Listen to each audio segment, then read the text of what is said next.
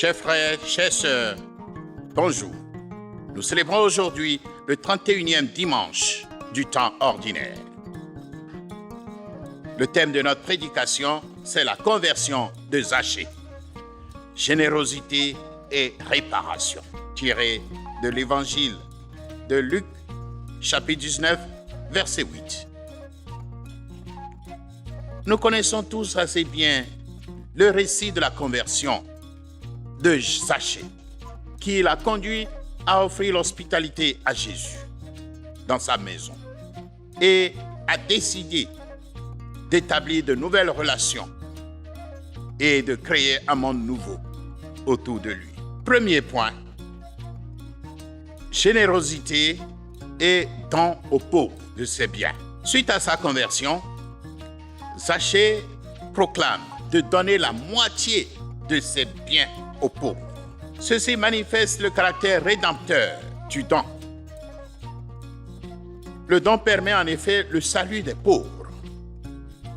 Le salut de Zachée, par l'accueil de Jésus dans sa vie, entraîne le salut d'autres personnes, particulièrement des pauvres.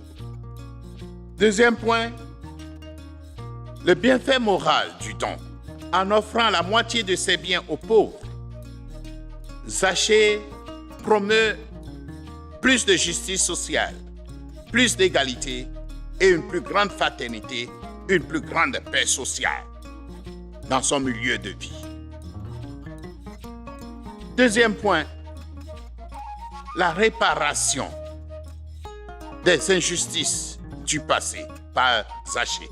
En effet, suite à sa conversion, Zachée proclame solennellement devant tout le monde qu'il va réparer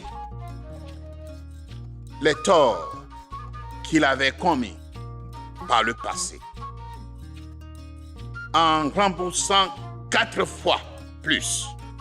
Premier point, les torts dans l'exercice de la fonction de collecteur d'impôts sont les suivants: fausse accusation, escroquerie, tricherie, etc. C'est pour toutes ces raisons que les gens détestaient beaucoup les collecteurs d'impôts. Et aussi parce qu'ils étaient les collaborateurs des occupants romains. Deuxième point, la sanction de 4 moutons pour un est prévue dans le livre de l'Exode, chapitre 22, verset 1. La réparation n'est pas une simple rédemption, c'est un rachat, mais elle devient une bénédiction. De sorte que là où le péché abondait, la grâce a surabondé.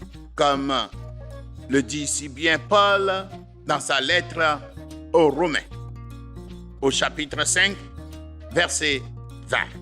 Dans de nombreux cas, il nous faut reconnaître que la réparation matérielle n'est pas possible.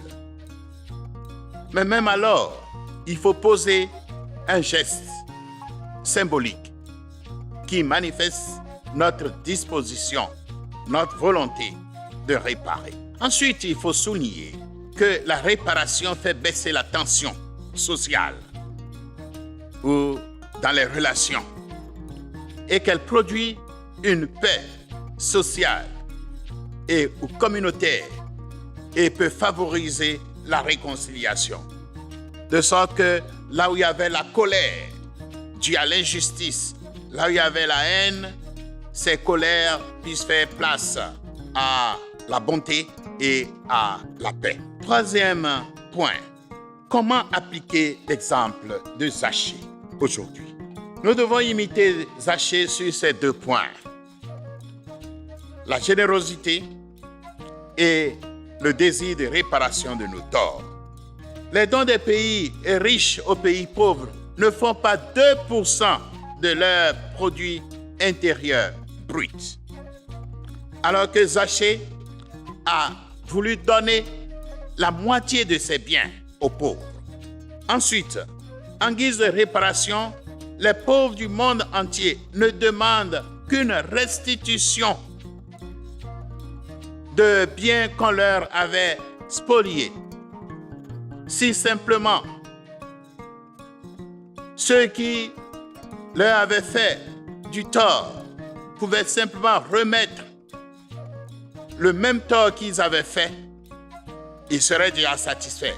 Alors que Zachée et la tradition juive prescrivent une réparation à 4 fois plus la valeur du tort qui a été fait. Ceci montre que l'exemple de Zachée peut beaucoup nous inspirer encore aujourd'hui.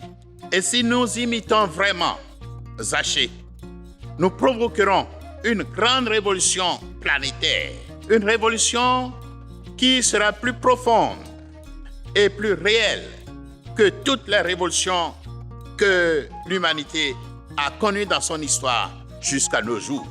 Nous aurons une révolution qui changera la face de la terre et surtout une révolution qui va changer nos rapports, le rapport interpersonnel, le rapport entre les peuples, pour que ces rapports deviennent plus justes et plus pacifiques. Prions donc le Seigneur. Seigneur, donne-nous un cœur généreux.